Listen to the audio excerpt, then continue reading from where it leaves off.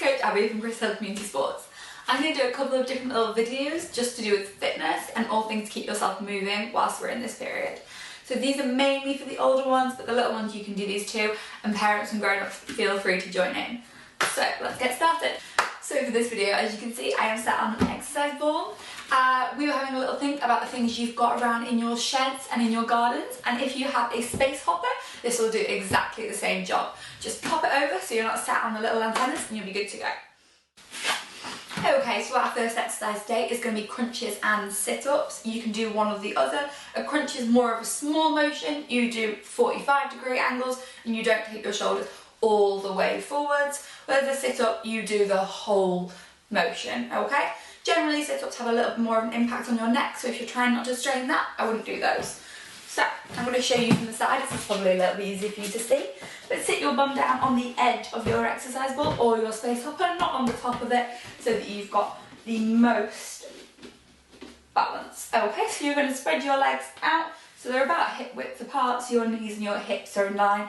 Okay, and you're just going to cross your hands over your body, lean back and come forward, like so.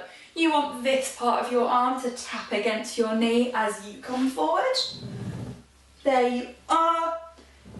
Now, we're going to do 12 of those, and then we're going to repeat it 4 times over, just so you have a little bit of a break in between those sets. Through.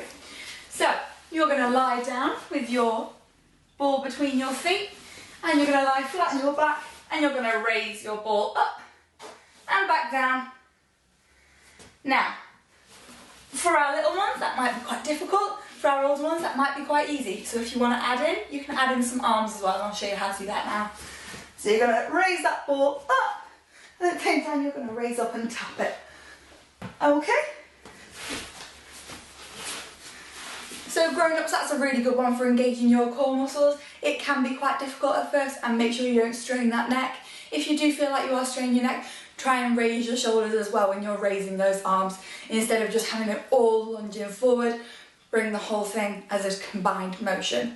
So we're going to do 2 different exercises, but both of them require quite a lot of balance. So little ones, this will probably be really tricky for you, but older ones, if you've got really good balance, you might find it super easy. What we're going to do is place our ball in front of us and either put our elbows down on our ball, or if you'll find it really easy, place your hands down on that ball and come down into a plank. Now I'll show you from the side as it's probably a little bit easier for you to see. You're going to place those elbows down, clasp those hands together, and we're going to push up, placing our feet down in a high plank position. Now see how long you can hold that for, and that can make it a little bit of our challenge today to see how long we can hold those planks for.